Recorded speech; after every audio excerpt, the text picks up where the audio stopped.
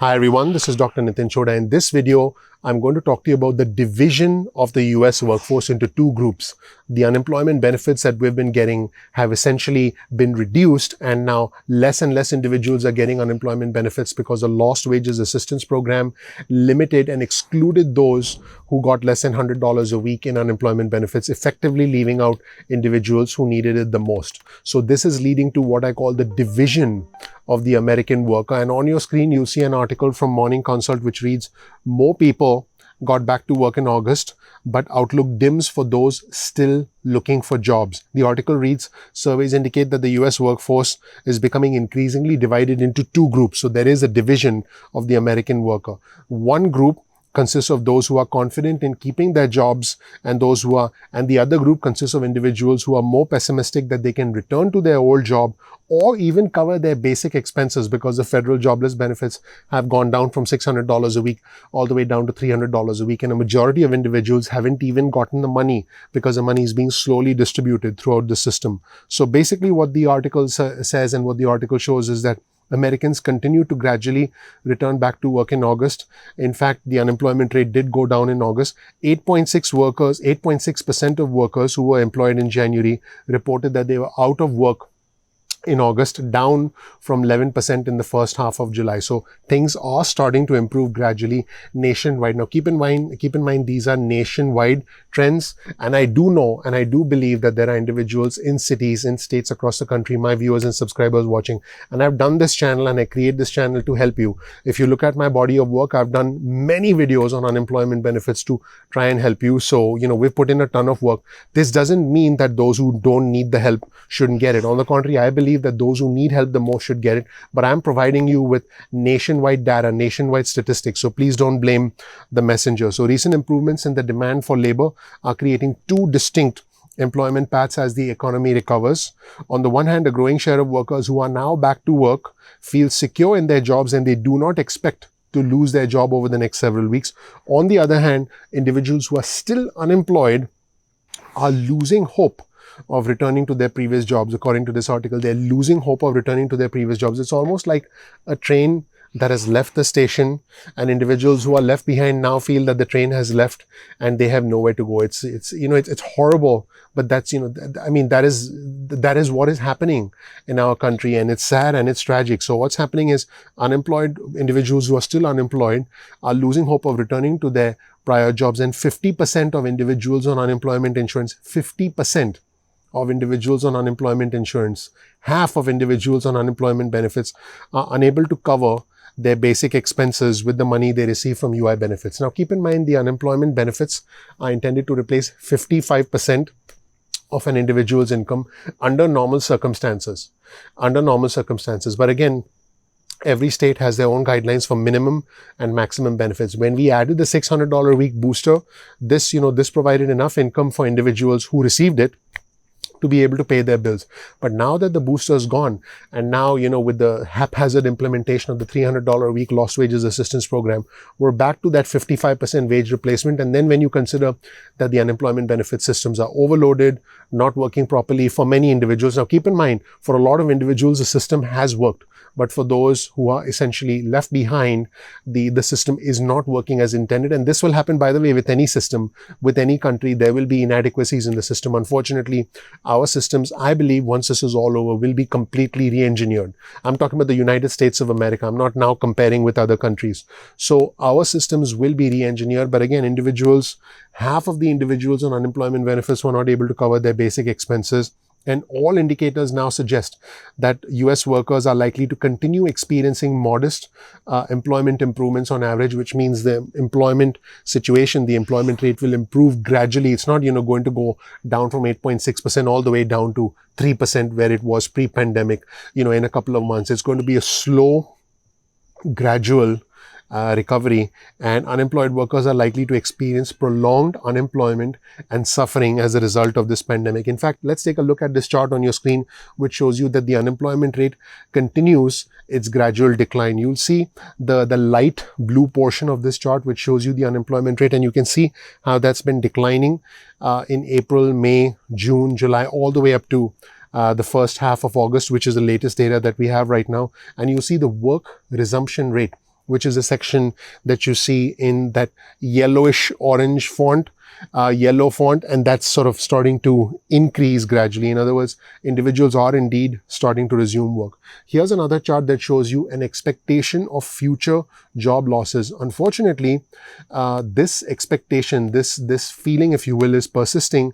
This shows a share of employed US adults who expect that they will actually experience a loss of employment income in the next 4 weeks. In other words, individuals who feel that they could potentially lose their job.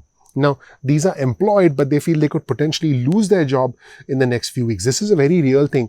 We talk about individuals getting employed. We talk about the employment rate, the unemployment rate going down. But what about individuals who are employed, who are concerned about losing their job and not having a job in the next few weeks? So as you can see, in the end of April, that rate was 39%, and in the second half of August, that rate was 21%. So this is a very real factor here. So this is a complex situation. Keep in mind, this is not black or white. In fact, in my opinion, the truth often hides in the shadows. There's no black and white situation.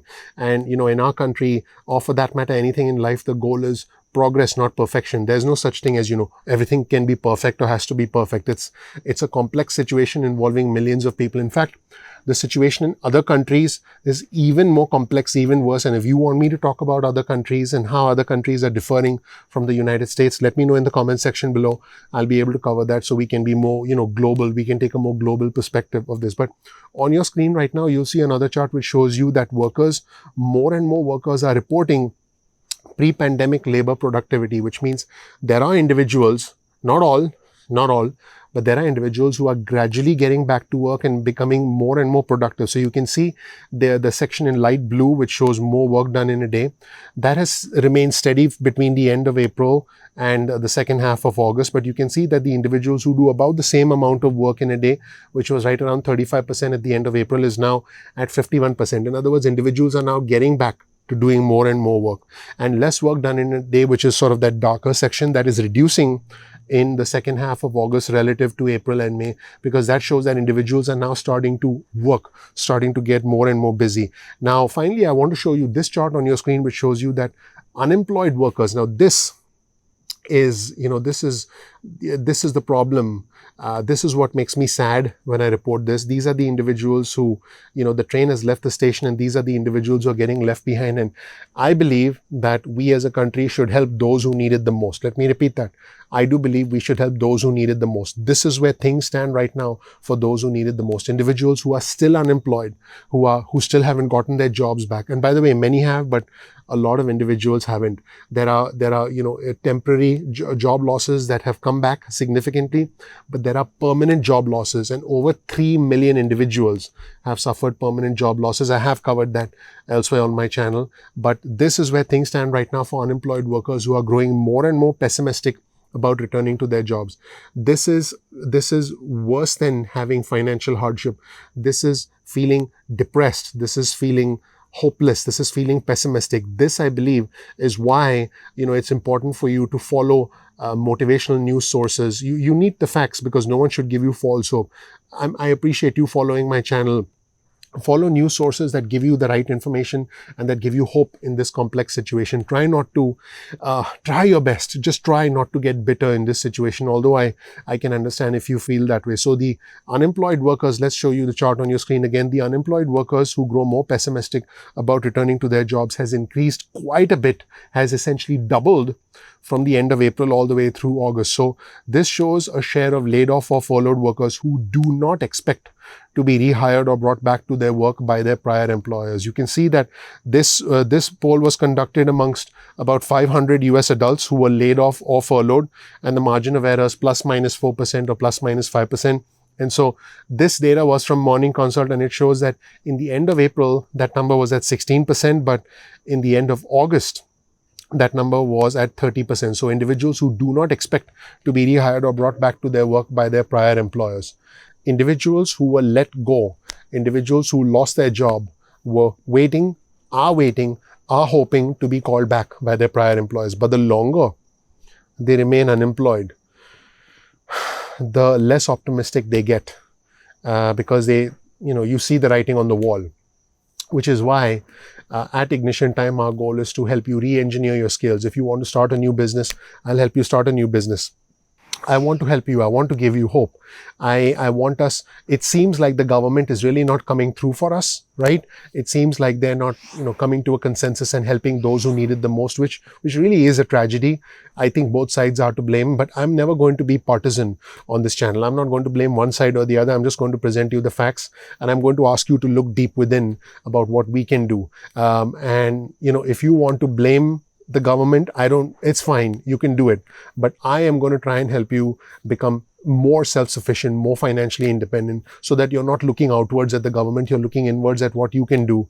And that was the reason for my success. So that's what I'll help you on our channel. So that's it, everybody. That's the data. The longer an individual remains unemployed, the less optimistic they are about getting back to their job. 50% of the individuals on unemployment don't have enough money to cover their basic expenses. So that's it, everybody. I hope you enjoyed the video. If you learned something new from this channel, please click like, please subscribe, please enable notifications. I really appreciate you watching. We release videos at 2 p.m. East Coast time most days of the week. If you don't know anything about me, check out my introductory video on our channel. My name is Dr. Nitin Chhoda. I have the fortune, the honor, the privilege of living the American dream, and I want to help you reach your American dream. So please click like, please subscribe, please enable notifications. It helps me, it helps my team, it motivates all of us, it helps out the YouTube algorithm. So please do that. Also, you can follow us on Instagram. My Instagram handle is ignition_time. That's ignition_time. We release a lot of fun, engaging content on Instagram. So follow us on Instagram. By the way, YouTube does not always send out notifications. So what you can do is bookmark youtube.com/ignition time. That's youtube.com/ignition time. You can also visit our YouTube channel once a day, a couple of times a day, so that you can see the videos we release. So that way you won't miss any video, because we release videos on a daily basis. Thank you so much for watching. You can get on our SMS list, get your cell phone out, send a text message with the word ignition or with the word time to 70,000. That's 70000. And you can get on our SMS alerts list. You can opt out of our SMS alerts at any time. Speaking of alerts, if you go to ignitiontime.com/alerts, that's ignitiontime.com/alerts, then you'll be on our email alerts list, and you can opt out of our email alerts at any time as well. Thank you so much for watching. Once again, we release videos at 2 p.m. East Coast time. Please make sure you click like, you subscribe, you enable notifications. We look forward to seeing you in the next episode of Ignition Time. Thanks. Bye.